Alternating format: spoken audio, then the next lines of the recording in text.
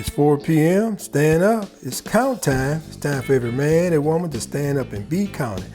I am Brother L.D. Azober. I'd like to welcome you to another edition of Count Time Podcast. Now today, we going to have what you call a Throwback Thursday. Throwback. We throw it all the way back. Throwback. To the college days. I done ran across a dear friend, someone I've been knowing for quite some time, who I have not seen in so many years. And it's just so pleasurable and enjoyable when I ran across her and to see her. And now we're doing a podcast together. What a wonderful day. I'd like to welcome Elaine Vidrine Robertson. Welcome to Count Time. Thank you. It's good to be here. Girl, look, I'm excited about you being here. Oh. I really am, because you've been a dear friend and someone I've been knowing for a long, long time. It's been how long has it been? Well, we met in 1979. You were introduced to me as Greg's little cousin. And I've been mad ever since. Because then I couldn't rap to you then. Greg introduced me to everyone as his little cousin. Now, Greg who? Greg LaFleur from Ville Platte, Louisiana. My partner, Greg and I done several podcasts together. Okay. I mean, he's supposed to be my little sidekick, but I can't catch up with that. I understand. But Greg, when you came on LSU campus, she had a serious impact on everybody because she had them green, gray-looking eyes that scared everybody. True. With a big butt. What a combination that was. Huh? A track butt. what a combination. Don't mean to disrespect you. I understand. But that's how everybody identified you. Okay. Right? Well, we're learning some new things today. You know, Elaine, them green eyes, that big butt. That's Elaine over there. But you really was someone that you handled yourself and you handled your business. I mean, you didn't play. I mean, so you really. How did you? First of all, where are you from originally? I was born in Kansas City, Missouri. Kansas City. Yes, my father was military. So what area military? He was in the Air Force.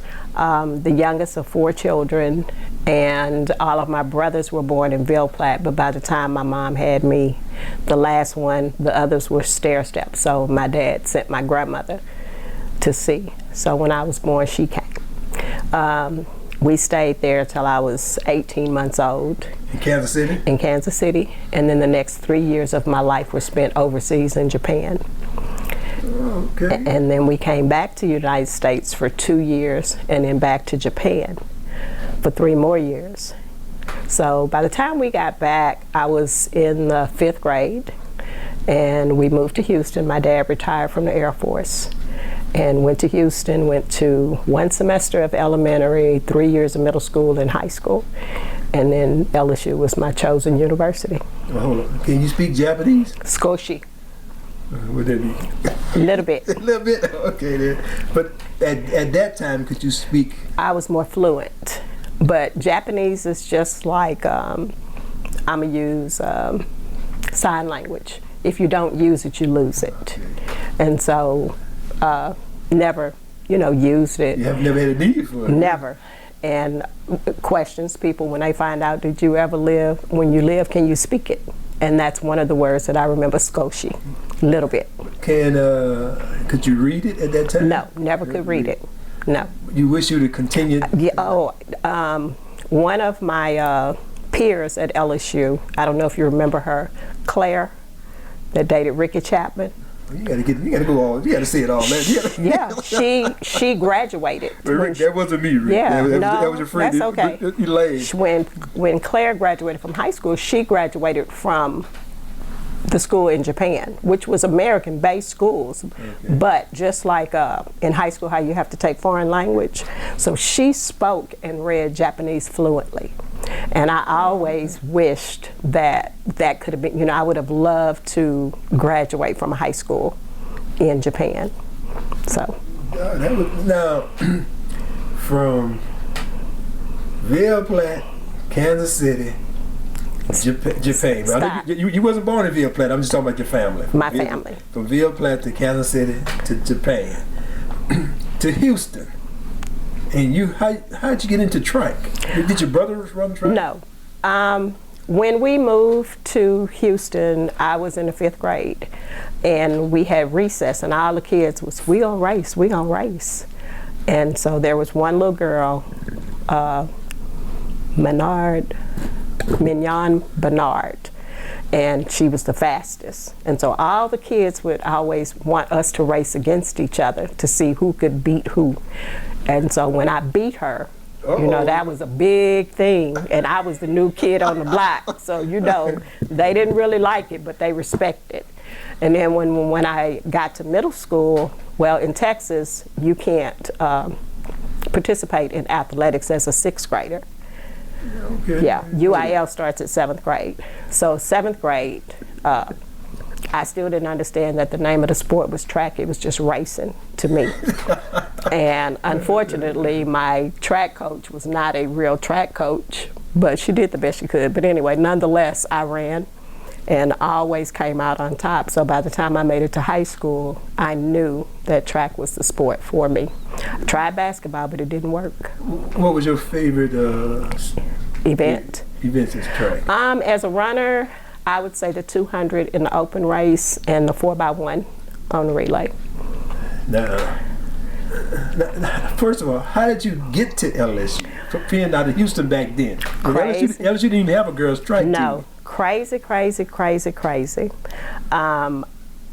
Texas Southern University relays, and it was an invitation only, and my high school ran it every year. So I ran in the meet. A week or so later, I get a call from my cousin again, Greg LaFleur. And this is his story. It was during the spring. Orlando ran hurdles in the invitation. And Orlando McDaniel, who's no longer with us, Elaine passed, I think, 2019. Right. Yeah, 2019. Orlando ran, and it was football spring training, and guys with their locker room talk. So Orlando came back, man, it's this girl at Houston. So when you say at Houston, people think University of Houston. And the description he gave, and this is just locker room talk, green eyes.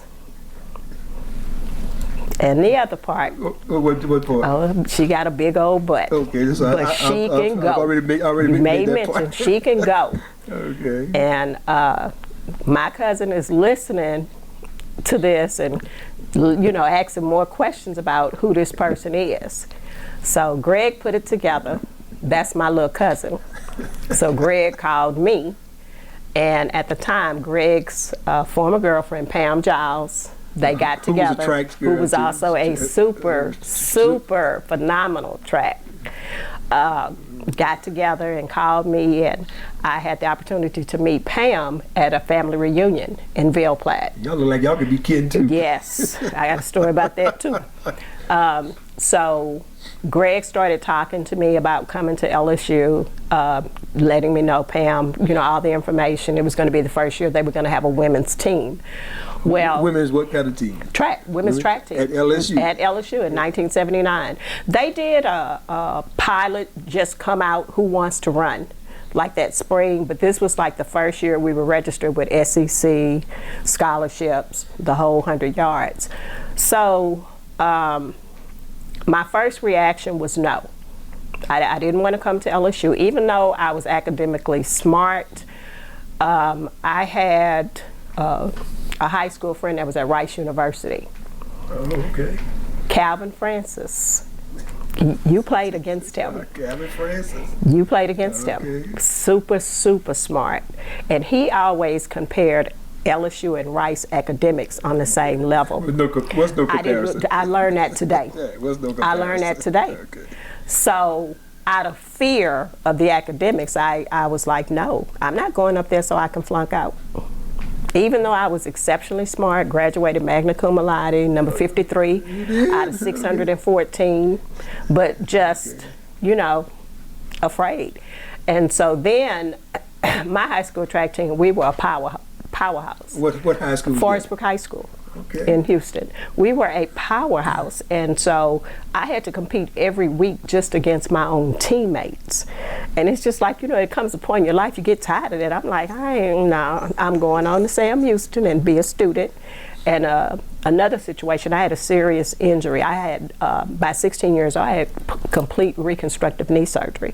At 16? 16 years old, completely. And this is before they started the scope. So I literally have the football man scar on my knee. So I really wasn't interested in university track. I just wanted to be able to compete, through my senior year.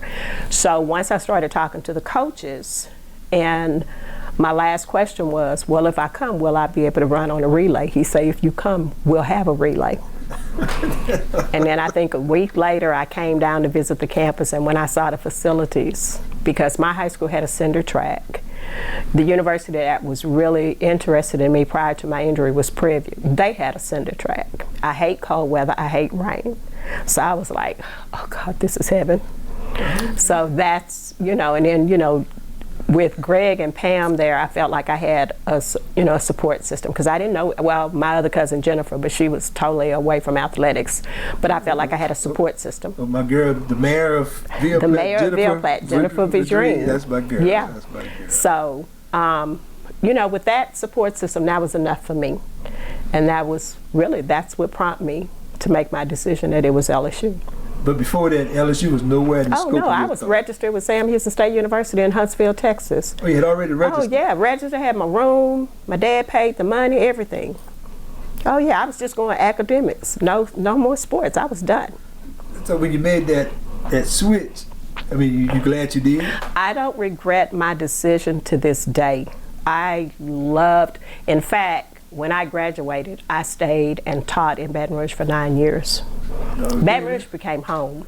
When I got married, I didn't even go to Houston to get married. I got married in Baton Rouge. I guess you did, because my partner wasn't going to let you go to no Houston to get married.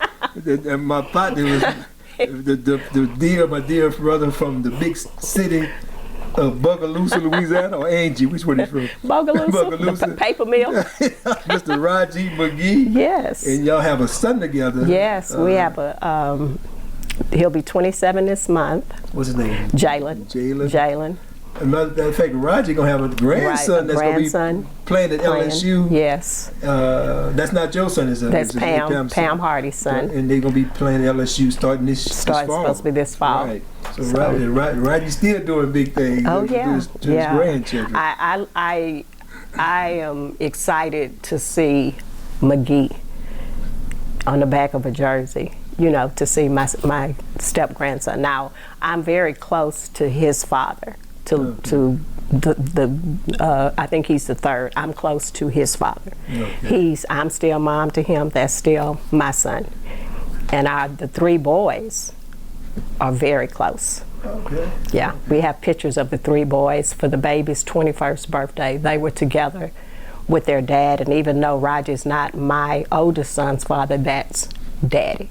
Right. That's Daddy. Now let's talk about that, because I remember when you got to LSU, you were this beautiful. I'm gonna let you know now. She still looked like she's college.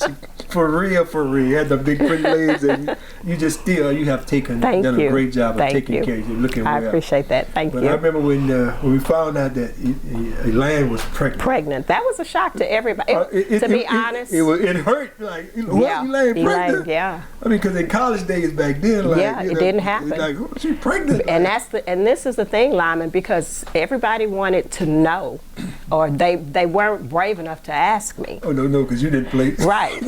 But what happened? You may have been gone, but what happened? I got real sick. I started having these horrible headaches, and this was the second time in my life I experienced that. And I want to say I was at Our Lady of the Lake for like 14 days, and missing school. And what year was this?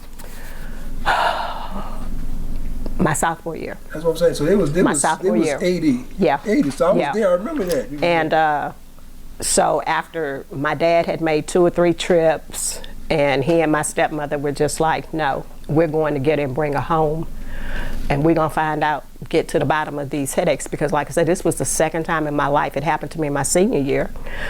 So I had to resign. And I went home. I remember that. Now I forgot. And, you know, started seeing a neurologist. And to be honest, they never really could say what happened to me, what was going on with the headaches. So anyway, long and short, once I started training, because of course I was coming back to school, back to running. I started training, and I met someone in Houston. We started dating, and I came back to school pregnant, didn't even know I was pregnant. Now that's the spring? I got pregnant during the summer, but I left this spring. It was the fall. It was the fall you coming back when I came back, okay, right. then. And so I was gone then. It was fall of '81. I never forget. One of my best friends, her dad asked me to help her drive. She went to school in Chicago, and he would fly me back to Baton Rouge. And so my dad said yes. So she picked me up. We went on. Wayne State is where she went to school. And I left 98, 100 degrees in Texas and Louisiana, get up there and it's 60 degrees and I think I'm dying. And I'll never forget, I had a 3-story house and we slept on the 3rd floor. And I was so cold. Was pregnant, but I didn't know it. And every time I would have to come down them stairs, my breast was just, and I would walk like this. And I said, I don't know, is it so cold? And I think, I only stayed one night, but I begged the father, please cut the heat on. And he said, babe, I'm sorry, we don't cut heat on in this house. And I slept in all my clothes, everything. I got up that morning, brushed my teeth, they took me, and that was it. When I got back to school, and you know, we start training, I lost 14 pounds. While training? While training. So you figure it's all... And that usually happens. Right. And so then I lost another 6 pounds. Now that part scared me. That's 20 pounds. At that point, I felt like I'm getting ready to die, I have cancer. Went to the infirmary, and I don't remember, Dr. Parker, old white man. Man came back and told me I was 10 weeks pregnant. 10 weeks pregnant. Total, I mean, flat as a, no sickness, nothing, just the weight loss. And I remember calling my son's father and I said, that man just want to take your money, I am not pregnant. I called a cousin, said, I'm gonna take you to the doctor. We got to the doctor. And she said, well, if you're 10 weeks, we should be able to hear the baby's heartbeat. I said, okay. So they put that ultrasound on there, and it's just rolling, you can't hear nothing. So, you know, I walked out there, I said, they lied, I know I ain't pregnant. Appointment 4 weeks later, I go back. Total disbelief. Oh, you can hear it now. Oh, yeah. Oh, yeah. You can hear Sound it. like horses. Sound like horses. And you said, what is this? That's what it took to make me that I was pregnant. So I went back and told all my teammates, and they were like, no, no, Elaine. Because, you know, of course, you know, we're young, and, you know, this was new to me. I've never been around, you know, pregnant women, pregnant girls. So I guess my perception of what you're like when you're pregnant, I didn't have anything like that. But anyway, long and short, I was pregnant. I stayed in school. Of course, I had to go tell the coaches. So I stayed, and at that time, that was when they had the big change with Lauren Seagraves and Billy Maxwell. Billy Maxwell was from Tennessee. They were from Tennessee, the Volunteers. Okay. So I told them, so, you know, no big deal. Stayed in school, and that fall, I was living in an apartment and just praying that I had the baby during spring break. I'll never forget, I was living in an apartment, I went outside, I washed my car, trying to make the baby come down. I started jump roping, trying to make the baby come down. That little joker was determined. The doctor said your due date is the 15th, and you better know he came on the 15th of April. So I had my son. Here he was born at Women's Hospital in Baton Rouge, 2 weeks old. My mother, my biological mother, came from Ville Platte and got him, and She kept him until he was about 8 months old, and then he went to live in Houston with my parents until I graduated. So. Yeah, that was interesting. Oh yeah, that was. Thank God for family too. Exactly. Because and a lot of people, a lot of parents, you know, especially, you know, I got pregnant at 21, I had him at 22. You know, they feel like, hey, you grown, you figure it out. But my dad, he's not that kind of man. Oh, your dad used to be there every week. That's it. I mean, he was always in the picture. That's it. You know, my dad was like, you know, question, what do you want to do? And I said, I want to finish school. So, do you want to get married? I said, no. He said, okay. And he and my mother worked it out that when the baby was born, she was going to take him. And then I think her health started failing, and so he ended up in Houston until I graduated. And my baby has been with me ever since. How old is he now? He just made 39. 39? 39 years old. Your baby is 39. My baby is 39. You look like you 39 yourself. You look so good. I'm tell you, Lyman, what's crazy is when Raji met me, I was not pregnant. But by the time he made it to LSU, I was pregnant. Okay, but hold on. Okay. You kind of help us understand. Okay, so you was 2 years at LSU before you got there. 2, right. So, I used to work for LSU football office. Right. And on Saturday before game time, I would help with the recruiting.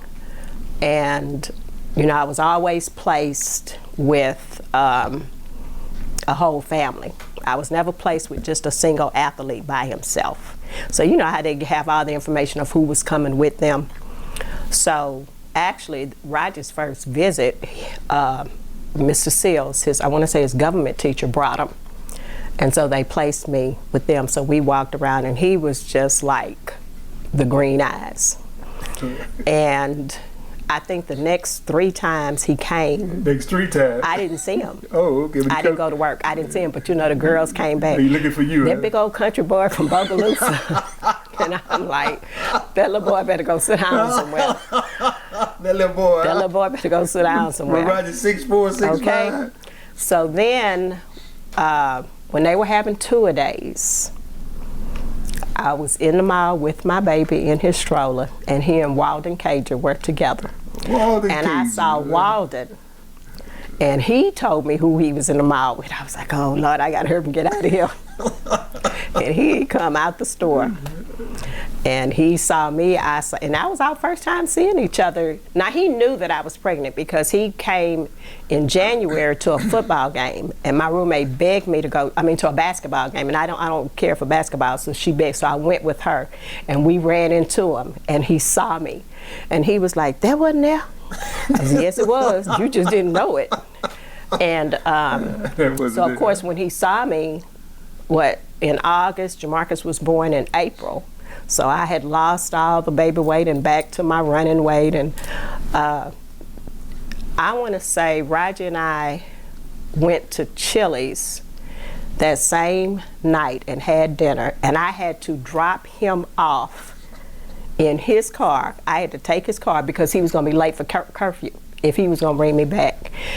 And I kept Roger's car like 3 or 4 days. Because you know how it is, tour-a-days and whatever. And Raji and I were inseparable. We all know that. Yeah. Until we divorced. Yeah, we all know that. Yeah. Y'all was a pretty good couple. Yeah, we were, that first day, we were, he raised my son. So, and that's Daddy. And y'all was closing. So did Piccadilly have anything to do with the divorce? No. No. See, like you start working at Piccadilly, things went south. No, things were south before that. Before that? Yeah, way before Piccadilly. All right. Yeah. But yeah. But Raji was a good guy. We all still not good guy. Everybody know and respect him. Him and Dalton and that crew there. They all played together. Yeah, that was his crew. But you're married at this time. I am married, happily married to Michael Robertson, who is the head baseball coach at Texas Southern University, starting his 14th or 15th season. Oh, okay. very, very well respected in the Houston baseball community. Mike coached at his alma mater, our alma mater, Forest Brook High School. He was the head baseball coach there. So his 4th season, he made history at our high school. First minority team to make it to a state championship. Oh, okay. Yeah. And then he left there and went to Prairie View. And 4th season made history. Prairie View had never won a baseball SWAC championship. So he did it big time. He went back to back, 2 championships in a row. And then the athletic director that brought him to Prairie View left and went to TSU, Charles McClendon, and he's the only coach that he took with him. And Charles McClendon sounds like my football coach. So Charles took Mike with him, and he's won 2 SWAC championships at TSU. How did you meet Mike? Mike and I actually went to the same high school, but we didn't know each other at all. But when I returned home in '94, he was the head baseball coach at the sister school. So he was at the high school that we went to. I was at the rival high school. And we both taught physical education and coach. So through professional staff developments, you know, just seeing each other. And Forest Brook didn't have a baseball field, but my school did, Smiley. So the bus would bring them every day. I was coaching cross country and track, but his days practice started with his boys running. And it was so crazy because I didn't really know him at the time, and I was like, I thought y'all told me he was the baseball coach, because I would just see him on the track. And then that's how, you know, just from, you know, like I say, just working together. And you still coaching? Yes, I went back to coaching 8 years ago. I had actually retired from coaching once I got my master's and started in administration. And after 10 years in administration, the district that I worked for in Houston was shut down by TEA. So, what is TEA? Texas Education Agency. They shut the school down. They shut the whole district down. And so we were all terminated. I was a 12-month employee, so I was unemployed for 14 months. And then when I was able to get a job, I had to go back into the classroom, which for me is the gym, and back to coaching. But I took a different route, no longer high school, my first time middle school. So I coached and taught in one district for 4 years, and then I moved closer back into the Houston area. And so I just completed my 4th year at that school, but I just completed my 35th year in public education. 35th year? Yes. It's hard to believe where have time go. Oh, yeah. Yeah. Well, you know, I started my teaching career here. Okay, but yeah, in Louisiana. In Baton Rouge. Yes. Okay, now, so your husband right now is at TSU. TSU. Where our friend and partner, yes. Brother Johnny Jones. Yes. Yeah, so you ever run across Johnny? I've only seen Johnny once since he's been at TSU. And Johnny's the head basketball He's the head coach. basketball. What? Excuse me. And he won a championship a couple of years ago. Yes. SWAC championship. Yes. A couple of years ago. Yes. So you only ran across him one time? Only because I don't go to basketball. That's why. You know, their games, by the time I get out of my practice, because I coach volleyball and track, so by the time I get out of practice, I'm not trying to get in the hustle bustle of Houston traffic, no. Okay. Now, if that was a baseball game, that'd be a little different. Oh, you got to go to baseball. I don't have to, but I choose to. It's best that you do go. You better choose to go. Yeah. So, but he knows it. Like I say, when he and Mike met, you know, of course, the conversation came up. You know, my wife Elaine and whatever. So he knows, and so. Your stay in Louisiana and at LSU. What was that like for you coming from Houston back then? You know, my experience at LSU and in Baton Rouge was absolutely wonderful. I had one of the best experiences. Being a child from military, my elementary years and my middle school years, I was mostly in predominantly white schools.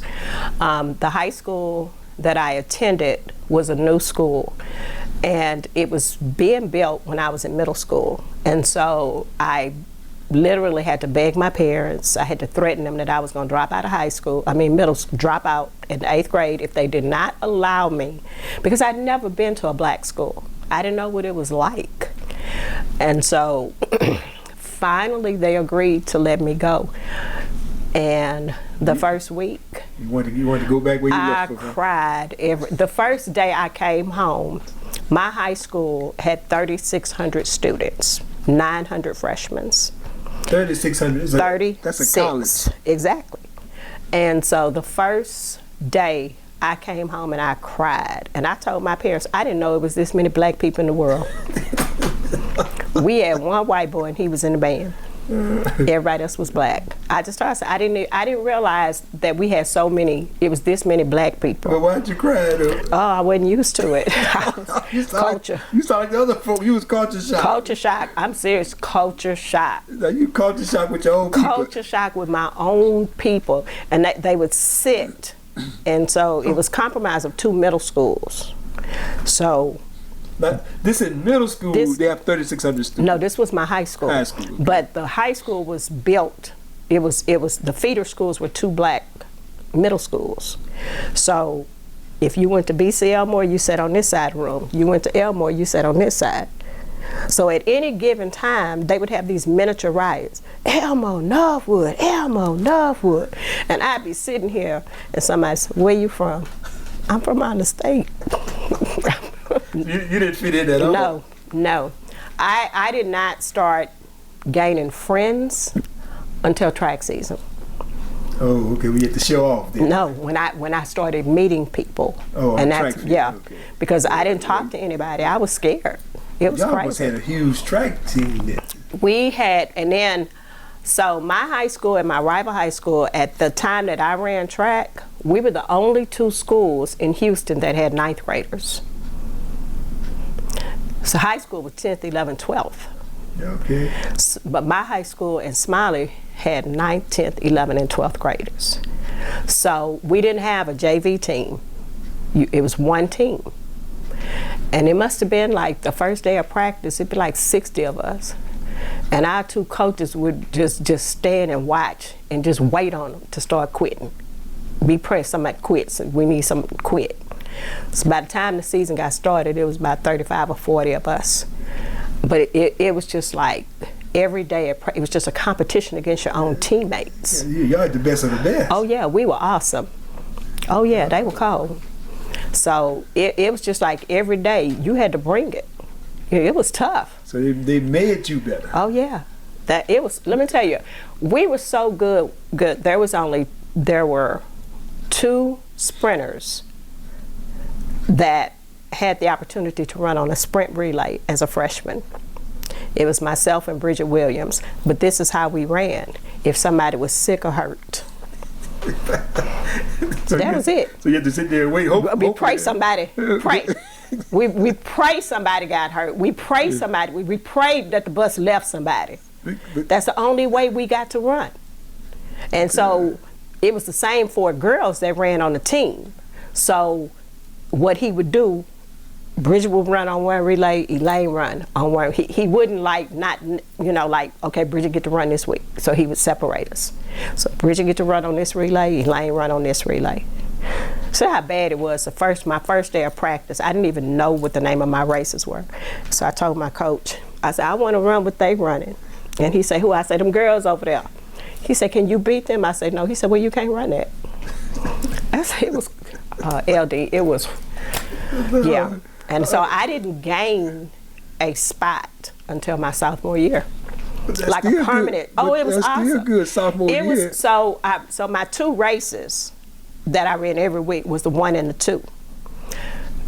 We would have. That's the 100 and 200. Right. We would have like 20 heats of the 100. 20 heats? Oh yeah. And we ran Friday, Saturday, all day Friday and Saturday. You get home 3 o'clock in the morning on a Sunday morning. You get home 1 o'clock Friday, Saturday morning. But you sitting there waiting on your heat though. You don't want to miss that. No. Right? And remember, it's only 2 that have 9th graders. Only 2 that have 9th graders. So to be 14 years old and make it to the finals, Look how many girls you cut out, because only 8 run in the finals. So do the math. Look how many you cut out. Did I ever win the 100 or the 200? No. But getting 5th place, 6th place was amazing. Oh yeah, and so my coaches were like, oh yeah, she gonna be all right. She's getting stronger every week. The district meet, I got 3rd in the 100, I got 3rd in the 200, you know, led up my freshman year. It was awesome. Now, did you stay there? At my high school? Yeah. Oh yeah, all 4 years. Okay. After my freshman year, you couldn't peel me, you cut me, it's gonna be some blue and gold. That was blue and gold? Oh yeah, we were the baby Jaguars. That was the name, Jaguars? Jaguars. Every year at Texas Southern University, we sat next to Southern University. Every year at Texas, we sat right next to them. Now hold on, say it again. So at Texas Southern University Relays, Texas Southern University Relays. we sat next to Southern University. To Southern University? We sat right on the side of them. Southern University from out of Baton Rouge? Yes. Okay. Blue and gold, Jaguars. So we were the baby Jaguars. It didn't matter that they weren't from Houston. So they represented you all for as y'all was concerned? Oh yeah. Oh yeah. Okay. So you knew more about Southern than you did LSU? Oh man, I had the biggest crush on a hurdler at Southern University when I was a baby. Matt Leday from Opelousas, Louisiana. Sound like one of the red boys. Yes. Curly head Matt. Matt had a club on 90 Zantini's. Oh, you remember that? Did you keep up with him? Oh yeah. You remember Mel Kimball? Oh yes. I used to go visit Mel every weekend in Opelousas. Man, I saw her on Facebook one day. She looks good. Yeah. I didn't know that was. I haven't talked to Mel in years, but one of Mel's sisters lives in Houston. I thought she lived in Houston. But she might. I don't know. She might. Yeah. But I'm telling you, that's how long. You the Mel used to hang with Chris. Yeah, Chris Bob. Now, I know Chris is in Houston. Mel, I believe Mel is and too. She went, but I haven't talked to Mel. Like I say, I used to talk to Jackie, the one that went to Grambling. Okay. I used to talk to Jackie periodically, not very often, but we fell off the wagon ages ago. And I often wonder, and I've met people from Opelousas and asked about Mel. But well, Mel was always to herself. Yeah, but you know, Mel brothers, and one of Mel brothers ran for some type of political office. Yeah, and so you know, her family was very well known in Opelousas. Okay. But you don't stop in Opelousas anymore. What you know? What I don't even go to Ville Platte. You don't go visit people in Ville Platte. But there so few left. Right. There, 10 kids. My grandparents' 10 kids. There's only 3 left. My dad and my 2 uncles. One uncle is in California, one is in Dover. So just. Now but you in Baton Rouge today visiting with some family oh my friends. God! And I saw you yesterday with my sister-in-law. Yes. Adrian who was one of my very closest friends. And I forgot you and Adrian was that close. Oh God! I truly did. Yeah. Adrian and Albert. Yeah. They just come pray for you? Man, let me tell you. I say that my oldest child is alive today because of Adrian and Albert. They came to visit. The first time they came to see him after he came home from the hospital, I was giving him a bottle of water and he started choking on the water. And of course, I'm a new mom, never been raised around babies. You know, I'm the youngest, so I don't know anything about that. And I'm holding him, getting ready to throw him in the air somewhere. And she grabbed my shoulders and he took the baby out of my hands. Who did? Albert. Okay. Yeah. And she was holding my shoulders, trying to calm me down. And Albert started praying over my baby. And then he started blowing in his face. And about 12 seconds, he just spit up the water and started breathing. I'll never forget that, Lyman. Now you talking about your firstborn? My firstborn. He was like, he couldn't have been no more than 5 to 7 days old. Yeah. And it just so happened that they stopped in. It was the first time they came to my house to see the baby. And I had just hung up with my mom, and she was like, you haven't given that baby any water? So, Mama, nobody told me to give him any water. You know, I didn't know anything about raising a child. And so she told me what to do, put a little Cairo syrup. So, and I don't know if he was trying to suck so fast or if it was just a different texture in his mouth. I don't know what happened. But you know, I'm sitting on the bed, there in the room, we laughing and talking, and I'm feeding the baby, and then he just, and I start screaming and I was getting ready to throw him in there. You didn't know what to do. Huh? Didn't know what to do. Throw him in there. Oh yeah, I was gonna throw him. And Albert just kind of got him, and Adrian held my shoulders down and won't come, and he just started praying over my baby. He was just holding him right here, little bitty thing, just praying, and then he started blowing in his face. And you know, and that water came up. And you talking about that's 39 years ago. Yes. And it's almost 40 years, and he's still delivering people. And delivering just people. as. That's right. That's what he's doing. Yes. That's amazing. That's it. You know, that's nothing but, I'm telling you, I don't want to speak anything on my child, but I honestly believe had they not been there, it would have been a different outcome. Because you was clueless. Yeah. You just, you know, when you panic, you can't think. You know what I'm saying? When you panic, you can't think. As a coach now, when something happens to one, I can think. But that was my child, and I was 22 years old. That's a big difference. So, yeah. Now, did you graduate from LSU? Yes. It took a minute, but I did. It took a minute. It took a minute. No, not girl genius. No. Well, what happened, as a physical education major, I had a block class. And the first time I took it, I made a D. So you make one D, you get 3. So the second time I took it is when I had to resign. So, you know, school started in January, resign in February. So there you go. Start all over again. Start all over, come back in the fall. Third go round, I finally passed it. That was a year and a half later. Yeah. So, yeah. And then, yeah. So it was, you know, it was still a very good experience. Now, I remember you when you, back in the LSU days, and you were good friends with quite a few girls. Now, some of y'all, they say, oh, Elaine kind of messy. Really? Elaine would speak her mind. Well, let me tell you what one of the problems was, okay? Elaine was the only one that had a car. Uh-oh. And Elaine didn't go out. So, Thursday, Friday, Saturday, and Sunday, who was knocking on my door? Every Thursday, Friday, Saturday, Sunday. And me and my roommate on Graham Hall, on the 4th floor, with last door on the right. On the 4th floor? On the 4th floor. On the 4th floor. And they would come knocking, because I don't know I had a car. I look at my room. You be ducking your friends? Because I didn't go out. Not nobody outdoor, huh? Oh, yeah. I didn't go out. You didn't go out there? No. So, you know, I'm their ticket, I'm their ride. Everybody need a ride back there. Yeah. Yeah. With Smacks, what was that? Smacks? Smackwater Jacks, girl.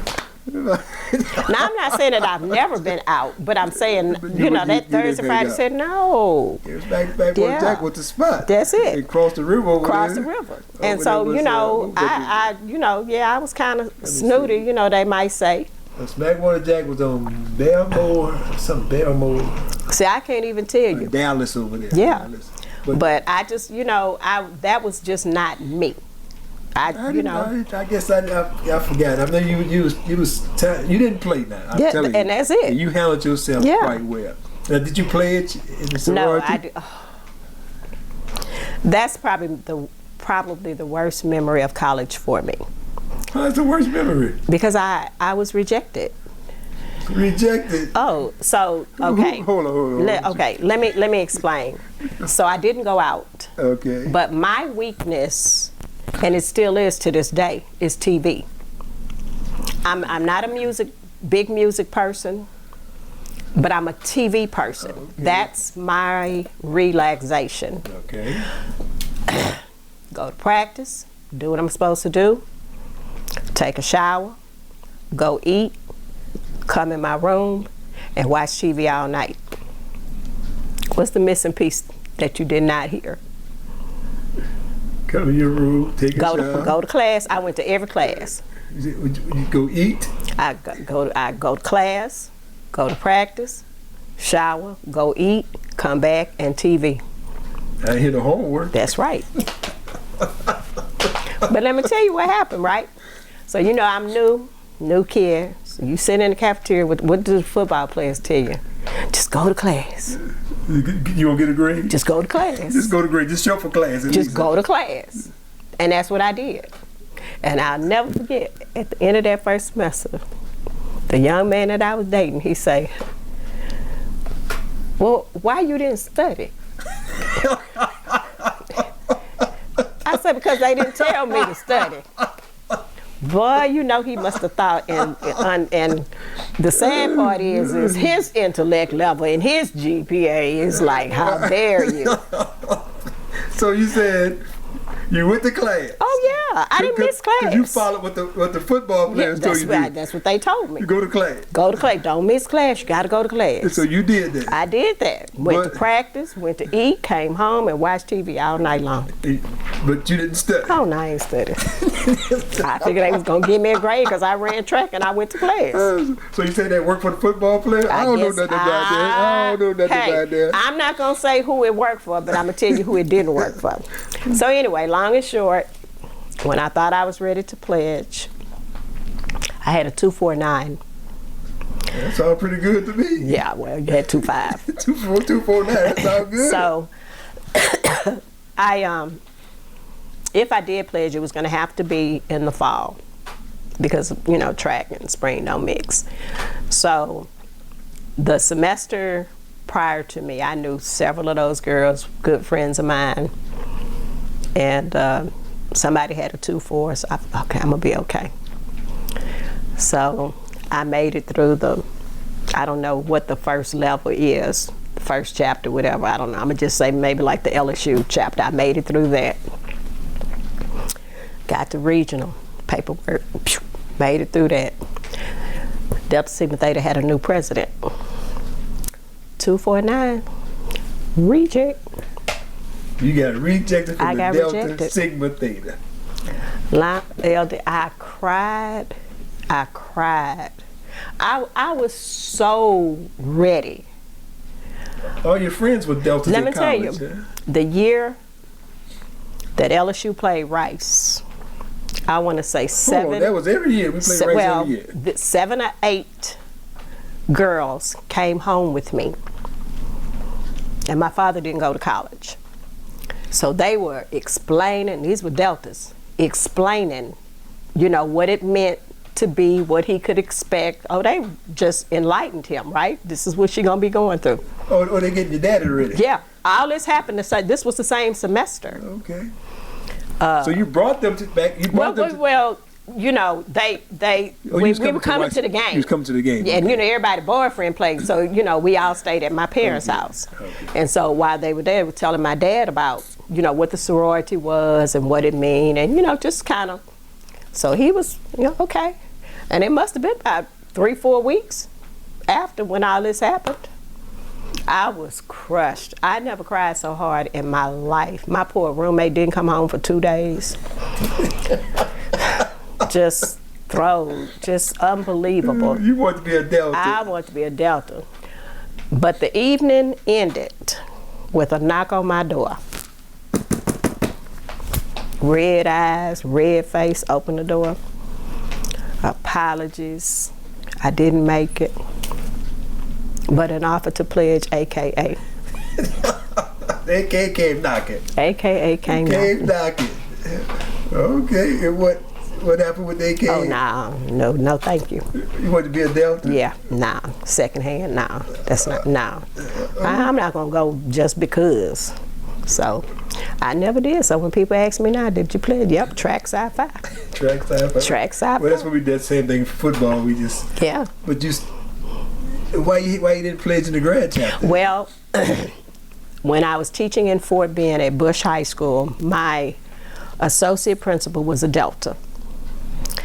And I didn't know that they were doing a graduate chapter, a graduate line. Mm-hmm. And so it was the last week. And when I had told her, you know, my story, she used to, yeah. So she went through all this red tape to get me into that last meeting on that Sunday. I'm coming, I was ready.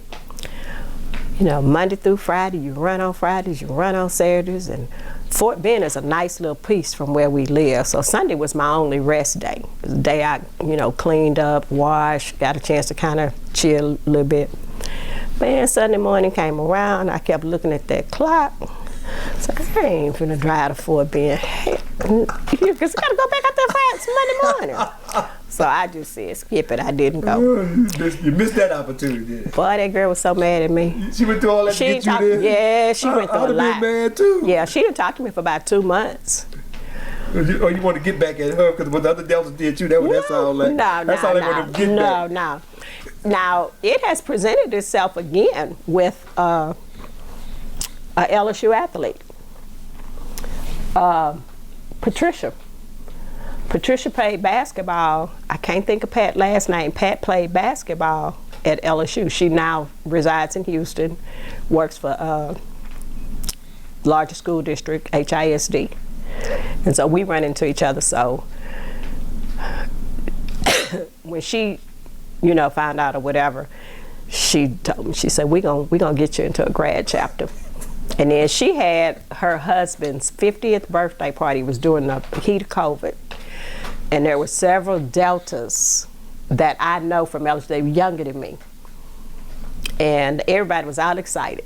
Elaine coming, Elaine coming. Here we go again. Elaine, but this was not for me to get into. I was just going to, because I hadn't seen these girls. Okay. You know, these girls are like Roger's era. But there was several of them that was at the thing. But I guess the more I thought about it, you know, COVID was in the heat of COVID, and I was like, nah, I'm not going to no house gathering. Nah, it was too bad.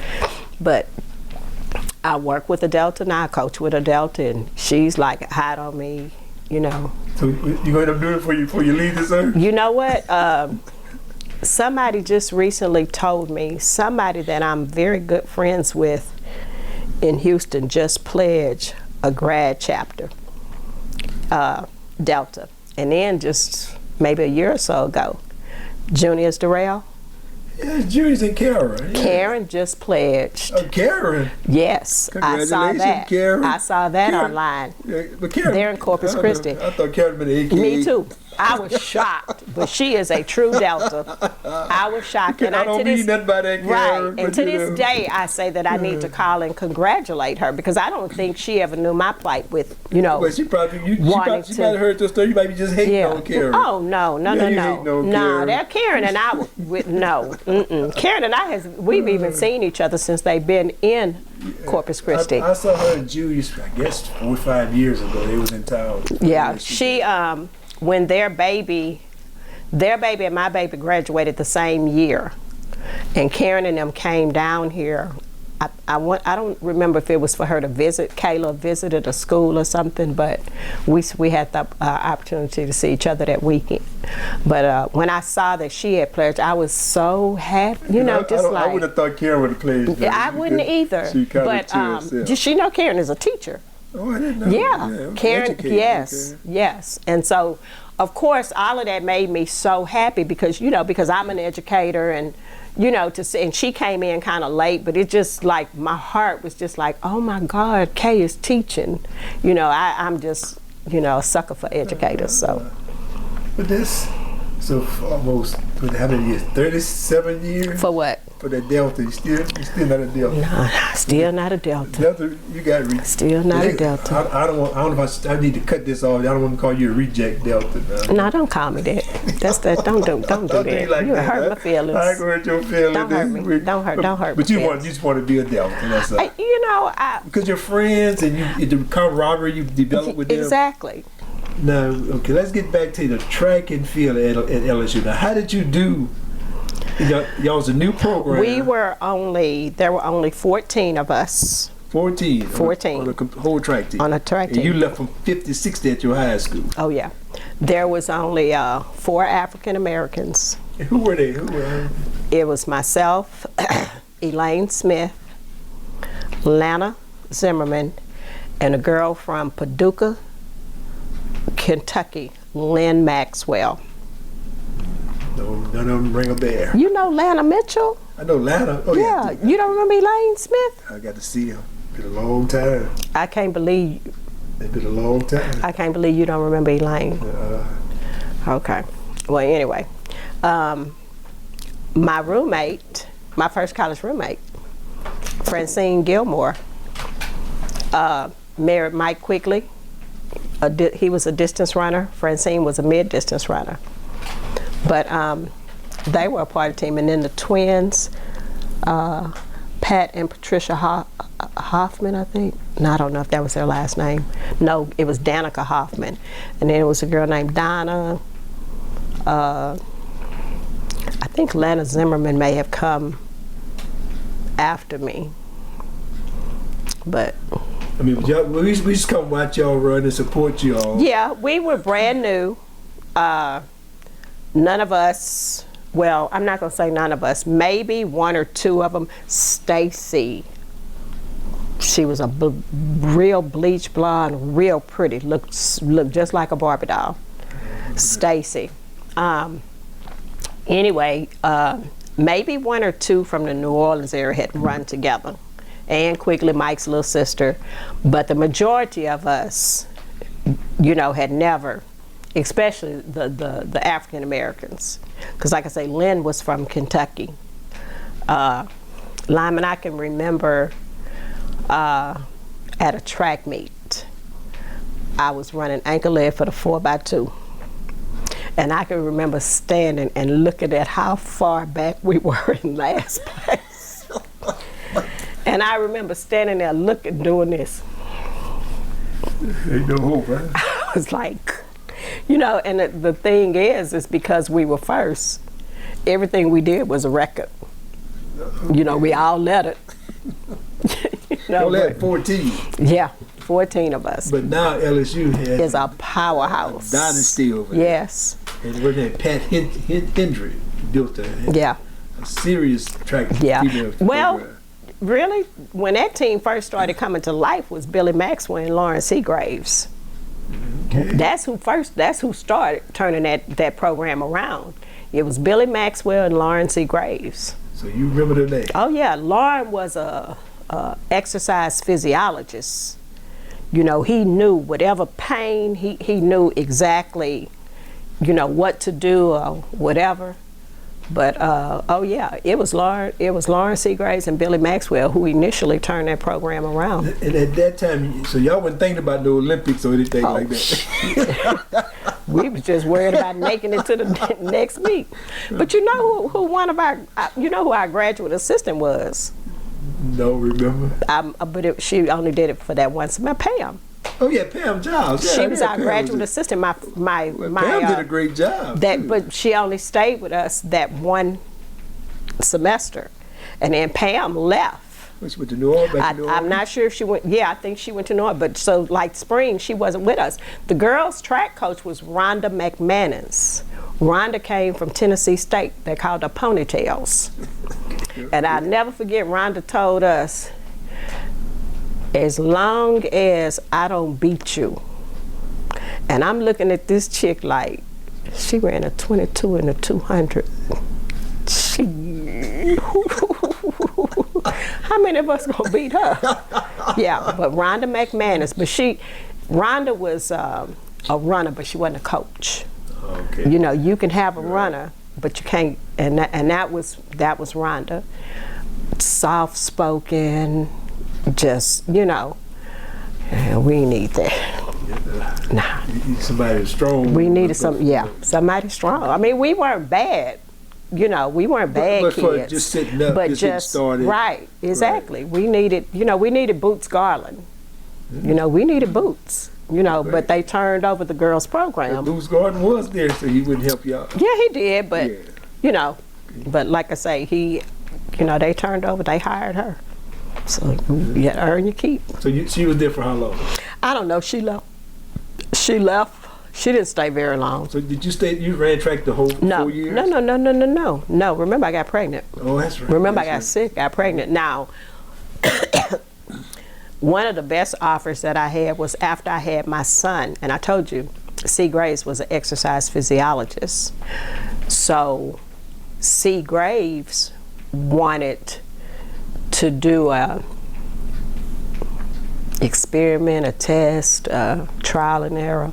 C. Grace wanted me to come back and run after I had my son. They were going to put me back on scholarship because remember when, well, I don't know how much you kept up with track, when Evelyn Ashford had her baby. Evelyn Ashford came back twice as strong. They say a woman comes back twice as strong after you have a child. Oh yeah, but if you just think about some of our newest, some of the most recent Olympians. Had a baby. Thank you. So anyway, I would have been his first one. I started training that fall, and he told me, I'm gonna bring you back slow, because remember, I left in the spring. I was training before I left. I started training back in Houston, but it's a difference when you're training by yourself versus with a coach or a trainer. Came back in the fall, started training, and within 4 to 6 weeks I found out I was pregnant, so that was it for track. So I hadn't competed in, 2 years. So Lauren wanted to bring me back slow, but he told me, he said, you will not be able to compete until the spring. So I started coming back real slow. And then I got that call from Amelia Lee, Dr. Lee, in the physical education department. And she said, you are eligible to do your student teaching in the spring and graduate. So it became, I could graduate. I'm out of here, peace out. And that was the end of my track. So you graduate on time? No. You didn't? It took me 5 years. 5 years? 5. Okay, then. Which, all the things took place. Yeah. So you was going to run your 5th year? Yes. You know, they give you 4 to complete 5. Right. They give you 5 to complete 4. Right. Yeah. But, you know, what was most important, I was a mother. And I wasn't raising my son. He was being raised by my parents. But the type of parents I have, I saw my son every weekend.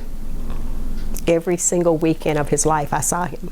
It brought it to you. I have a stepsister. I'm 5 years older than she is. My dad would put her on a plane, and I would drive to New Orleans, and I would meet my sister in the airport and get my baby.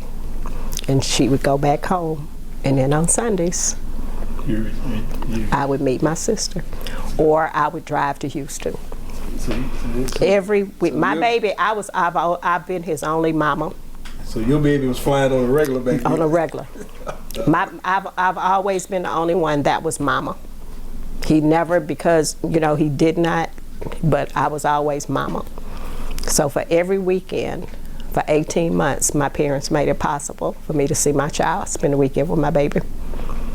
That still touches you. Oh yeah, you know, that's a lot, and this is a stepmother. This is a stepmother. Now, who was your brother? She's deceased. Oh, you're deceased. Yeah, but she passed after I graduated. She passed once when we moved to Houston, because my baby was born when she passed. From Ville Platte. She had remarried. She was living in Ville Platte. Oh, your mother was from Ville Platte? Both of them. Oh, okay. Born and raised. Now, but your dad is a Vidrine? My father's a Vidrine.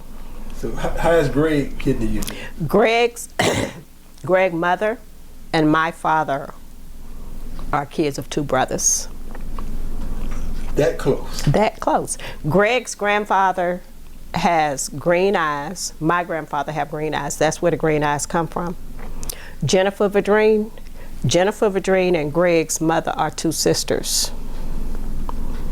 Okay. And my dad is their first cousin. So my grandfather lived on this end of the street, and Greg's grandfather lived on this end of the street. They lived on the same street. My grandfather died years. I was 4 years old when he died, but Greg's grandfather lived for a long time. So you didn't really know your grandfather? Oh yeah, I knew him. Okay. Yeah, I knew Pop. And I knew, you know, my eyes, where they came from. Green, beautiful green eyes. Yeah. Even though I came from a broken home, my parents separated when I was in the 10th grade, got back together when I was in the 11th grade, and my mom left again my senior year. So I was raised by my father. That's why you got so much admiration for your dad. That's it. But my dad was not the type of man that put a rope around my neck. You know what I'm saying? I started driving a car in the 11th grade. Hell, my senior year, I drove a brand new Cadillac to school every day. Brand new Cadillac? Oh yeah, my daddy bought a new Cadillac and something was wrong with my car, so. Something stayed wrong with your car because you ride that Cadillac. Yeah, so, you know, I was blessed and fortunate. My dad's thing in life was he always wanted to make sure that we had a better life than what he had. And he did that. And that was the military. Went in when he was 17, he got out when he was 37. Went to work for a huge chemical plant in the Pasadena, Houston area. Retired from that. So he had that. He had his military. And I want to say maybe 2 years after I got home, bored, went to work for Enterprise. I go into some enterprises now and they still know my daddy. He put it in. He works for his church. He's very respected in his community, in his church. One of my high school classmates visited me a couple of weeks ago after I had surgery. Tell Daddy, I said, when I talked to Pam about 2 years ago, how's Mr. Lincoln? Charlene, be sure and tell your daddy, you know. Yeah. But my dad always made sure, I'm the only one that went to college, and that was my choice. My brothers had the same opportunities that I had. He provided for all of us. But it's like when I got to LSU, a car was nothing. It was a vehicle that got me from A to B. So I didn't get to school with a new car and wasn't used to nothing. You know, I always had money. I always had nice everything. So none of that was new to me. That was my life. So I didn't get excited and lose my mind when I got away from my dad, because my dad never put a rope around my neck. He always allowed me the flexibility, the freedom, and he trusted me, and I gave him no reason not to. So, you know, honestly, like when I listen to some people, I don't know that part of life. And I thank God for my dad, my mom, even being the way that they were. You know, I cook my butt off. And people ask me, how did you learn? I don't know. Because my mom was a stay-at-home mom from the 7th grade until, you know, did I cook? No. Did I clean up? No. Because my mom cleaned up. When we got home, our dinner was ready. My mom folded the clothes, had your clothes put on the bed. All you had to do was put them up. The first time I tried to make gumbo, I the roux on my leg. First time I tried to fry chicken, picked up the basket, didn't know it was hot, and in my face. How? I don't know where these qualities. So I know you do all that for your husband now. Oh yeah. Oh, Mike get the same bit of treatment? Oh yeah. We got to ask Mike. Oh, you ask him. Ask him. Mike said, I don't know what you're talking about. No. I had my clothes there folded up. Yeah. Get the gumbo. Yeah, okay. But you know, so I was, you know, in the time and era that we grew up, I was truly one of the blessed and the fortunate ones. You know. But you know, sitting here and watching you and hearing you, the love, the admiration, the respect that you have for your dad. Oh my God. That's powerful. Lima, let me tell you something. I wish my daughter would feel that way about me. You know, I used to have thoughts, like when I was at LSU, if something happened to my dad, I used to just have thoughts, and I'd be like, y'all might as well put me in the casket with him, because I'm not going to make it. You know? It's like I am, 61 years old, and I'm still my daddy's baby. But I have a younger sister. My dad and my stepmother they have a daughter. I have a sister, but it's like I'm still, just like yesterday, when my dad called, I haven't called him back yet. When I had surgery, my husband was in the SWAC championship. Who took me? Who stayed with me? Your dad. Until my godmother got there. My daddy. That's my daddy. You know, who did my baby live with until I graduated? So, in other words, you know your daddy had your back. Oh yeah, always. Lima, let me tell you, I would call my daddy and say, Daddy, we running in Austin, Texas this week. I'd look up and my daddy walking across the field. Anyway, my daddy was right there. And so you would say, well, that's my daddy. That's my daddy. That's my daddy. Even other children. Everybody knew. That's Mr. Lincoln. Everybody knew. Everybody knows. I'm telling you, the house how's Mr. Lincoln? Tell Mr. Lincoln. When I talk to Greg, how your daddy doing? Plus they know how much you love your daddy. Yeah, that's my daddy. Okay. And let me tell you, and my stepmother is my mama. Your stepmother still there? Who? She's still there?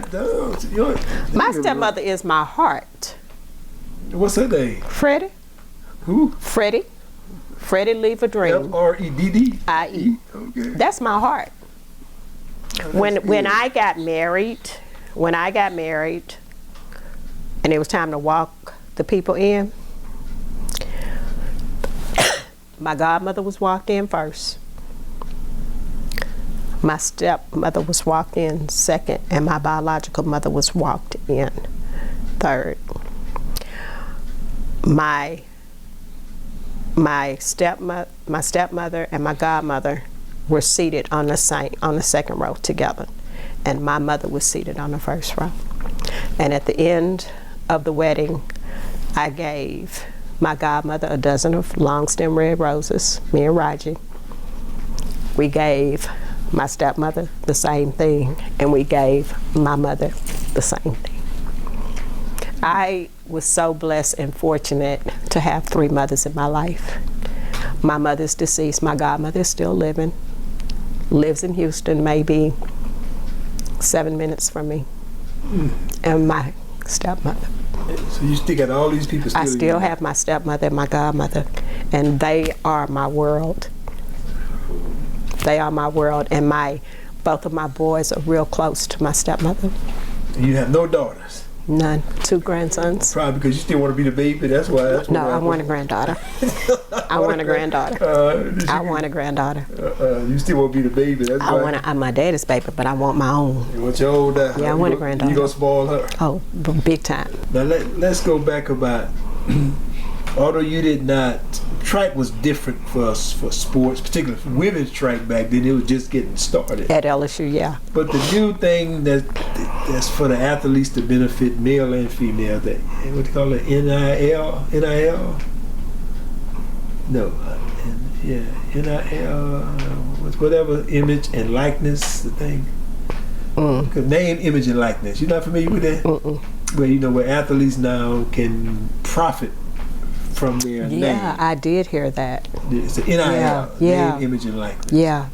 I mean, we couldn't do that back in our days. No. So aren't they supposed to be able to make money? Yeah, they can. If Nike give them $1 million, which they have given some people $1 million. I guess I probably have mixed emotions when I think about, example, like my ex-husband that came up, with not a lot, and my former mother-in-law worked hard to provide for Raji. And, like I even look at some of my husband's players. I've seen BMWs, I see Camaros, I see nice 2 F-50 trucks, and then I see some kids that depend on their teammates for a ride just to practice. You know what I'm saying? So when I look at and I think about even my ex-husband, from a kid that comes from nothing, that has nothing, whose parents, it was his mother that worked hard to provide, to make sure that if Raji wanted something to eat after the cafeteria closed, he could go get something. So in situations like that, I think it may be good. But then on the other hand, y'all were the real athletes. Nobody gave y'all nothing, but you made it. And you knew that you had to work hard. And it gave you something to, Andrea, to look forward to. You know what I'm saying? so I have mixed emotions. You know, if somebody give you $1 million contract now as a college player, yeah, of course you have a whole lot to look forward to if you make it in the NFL, but is it too much? So I have mixed emotions about it. You know, I don't know. I don't know if is there such thing as a cutoff, or they can only get a certain amount, or no, you get whatever they paying you. You know, whatever you can negotiate. And so I don't know. I have mixed emotions about that. I'm kind of old school, so you know, I may lean more towards, hey, their time is going to come. And what if there are players, a lot that we know, that time didn't come? You were blessed, you were fortunate. How many of your brothers were fortunate that made it? You know? So I don't know.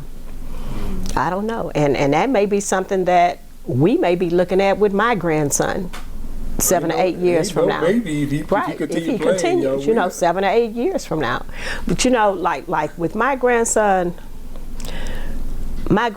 has 5 or 6 bats, and each one of them costs anywhere between $400 and $600. And he just sling them and throw them like it's not. You know, he has the finest of every piece of equipment that he could possibly have. What does he have to work for? Because whatever he needs, it's given to him. Exactly. And that's good, but it's also, it can be a hindrance. Right. You know, so it's like, you know, do you want to just give? I don't know. I just think about so much that could go south with that. But at the same time, everybody is not the same. But if I just have to think about my little grandson, how he is now, everything is given. Doesn't have to work for nothing. Now, he goes to practice and work, but wow, really?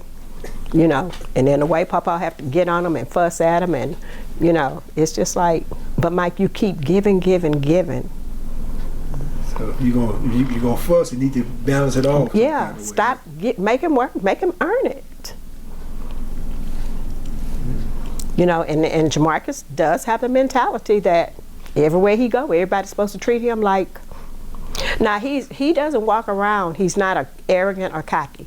He's not arrogant or cocky, but he. Now, proud of people say he get a little that from his grandmother.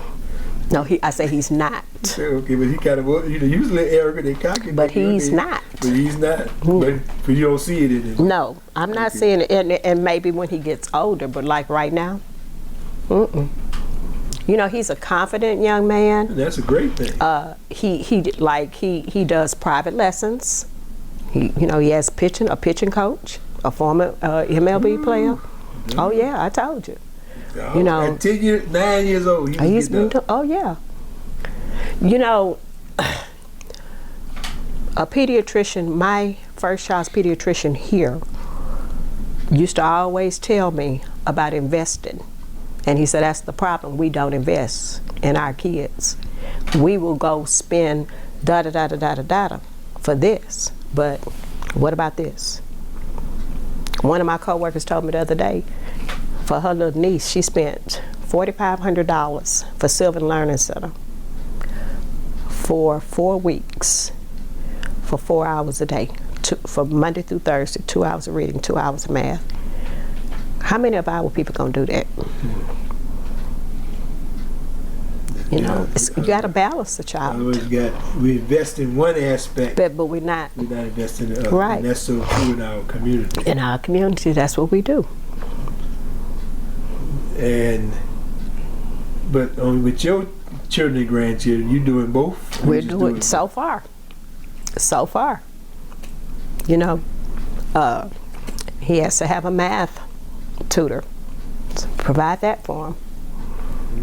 You know, when I get back, you know, my husband is on me, let's do reading.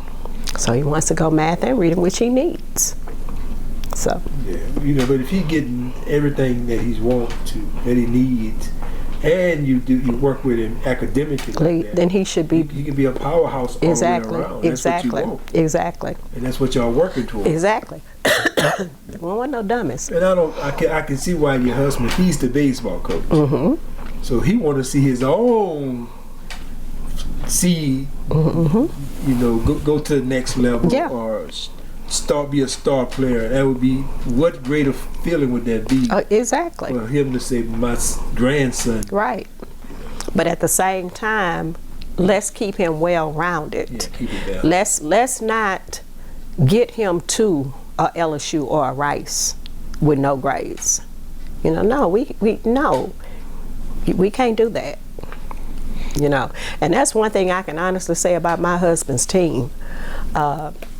He has, and I know I don't know the correct words for it, but like the baseball team has the highest academics GPA. The baseball team is the highest. Oh, they have the highest. Yeah, you're not bringing a 3.0. Well, that's pretty doggone Oh yeah, good. oh yeah, they have the highest. I mean, he's the real deal. He have set standards for his program, And they are very high. and that means he can recruit Yes. some good players too. Yeah. He can recruit good players, but the problem is, what does he have to offer? You know, Texas Southern University is one of the HBCUs that don't have their own field. They don't have a stadium. They don't have a field. They don't have a field? We play at McGregor Park in 3rd Ward, where the homeless park in the benches. That's his home field. Texas Southern University. Say it loud. Play their baseball games At the home games. He don't have a dressing room. But yeah, I need to send Coach Kadar over there from Southern University. Him and Kadar are very good friends. Because Kadar. They're very good friends. They're very good friends. Okay. Yeah. Kadar made it happen for Southern University. Yeah. But you have the backing of Southern University alumni that's putting it back, right? Well, no, Coach Kadar would be honest with you. I hate to say it is, but Kadar tapped into some other resources on the other side of town. LSU was one of the people that put some people who went to LSU put some lights. Put the lights up. I know about the lights. To get it started. I know about the lights, but. And from there, Coach Kadar started figuring it out. But like I will give my husband suggestions and say, do this, do that. And then he says, I can't. Okay. I have to go through. His hands are tied. Yeah. So he can't just do what he wants to do. Oh yeah. Because I'm gonna be his biggest cheerleader. And let me tell you, I will get on that internet. I will find every doctor, every lawyer, every black business that's a TSU graduate. Oh yeah. But he says, I made a decision to come to LSU. You heard one of the last things I said. I don't know if you remember when I saw that indoor track. All right. So see, I know what that feels like. I hate cold weather. I hate rain. So when the weather is horrible, where do you practice at LSU? You're going indoors. I ran on a dirt center track for 4 years. So I know what it's like to choose. So what concerns you as the mother, but a wife, and you want your husband to succeed, you know, and that's almost impossible from the situation that he's in. It's almost impossible, but the thing is, he's made it happen. He's won 2 SWAC championships. In Gregory Park? At McGregor Park.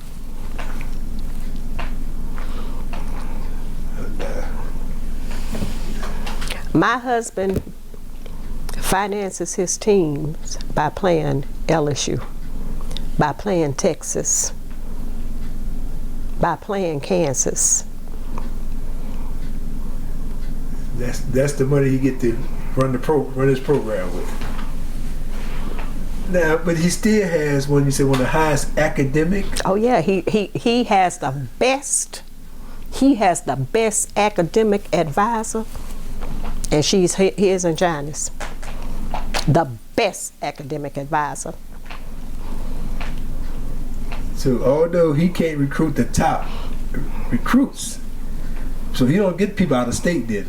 He get them out of state. You do? Yeah, oh yeah, they from out of state. They come play at McGregor Park.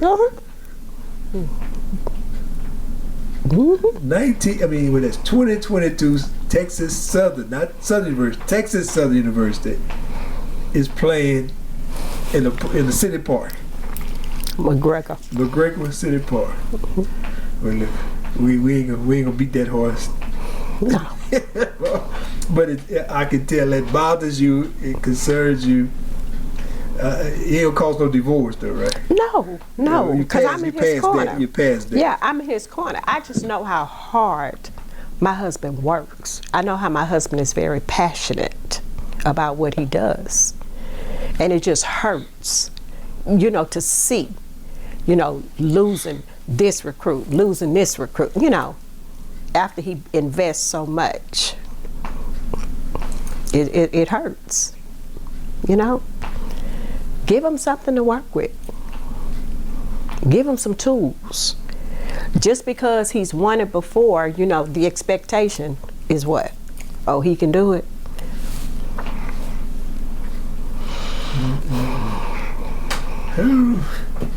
Oh, it's hell being poor and black. At the McGregor Park. McGregor Park. You got to come see it one day, LD. You got to come see. Bring your camera. You can do a podcast out there, brother. Was it 2 years ago, 3 years ago? We played LSU the first round in the regionals. So did. You remember we were ahead? Yeah, I remember. You remember that? We were ahead. I forgot about that. Oh yeah, we were ahead. I'm scared. But fear. Okay. But them stands was quiet. I forgot about Yeah.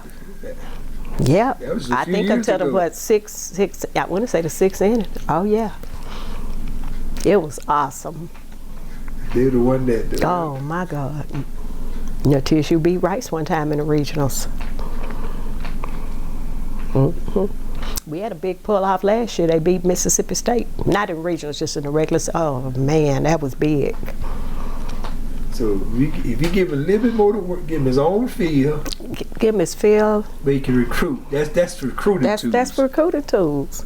But you have heard some good news that with the new president. It's a she. Mm-hmm. And she can really invest in some land. Mm-hmm. But it might be another 10 years for the stadium to get there though. Well, we're gonna go on and shut this thing down. Anything you want to say or talk about? It was truly a pleasure. I thank you for wanting me to be on the spotlight today. I really appreciate that. Oh no, you are a true living legend. Well, This is our living legend segment. And when we hadn't seen you, and the old folks say hadn't seen you in at least 20-some years, I know. Yes. Or possibly more, at least about 20 years or so. And it really, when I saw you yesterday, it's like, this is Elaine. You look so wonderful. Well, thank you, Lyman. You as well. And it was just so good. And I'm looking at you, we're talking. And this is something. I guess you said me and my sister-in-law at the same time. Cause you looked at her at the podcast.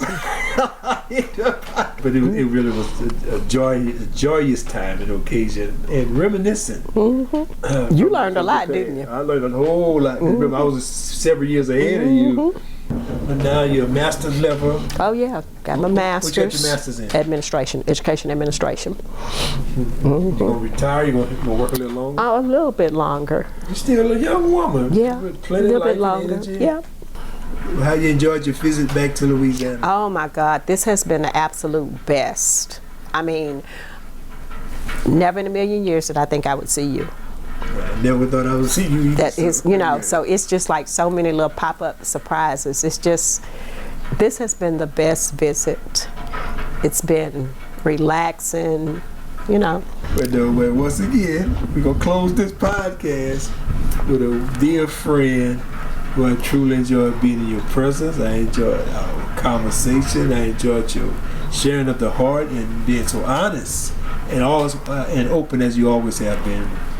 And we'd like to thank you for being one of our living legends. Although you're a young woman, but she's still one of our living legends, and it goes back to so many different areas as you shared your story. And we just thank you for being part of Count Time today. Thank you. I appreciate it. You're welcome, love. Take care. All right. Man can shackle the hand, man can shackle the feet, but only you can shackle the mind. The mind is free to travel wherever you dare to take it. Welcome to Count Time Podcast.